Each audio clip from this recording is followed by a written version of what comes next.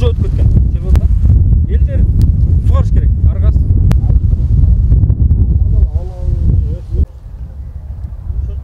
Целый башкарма болуп турбайбы. Эске барып туруп, начальник сектор кылып туруп ошак, например, инженер кылып туруп эмес болсо. 8188. Точно эме чыгар. Нурлан мен таза. Эме, Нурлан канча узунду? Бир чал кетсе терге келип. Узун жират да бар.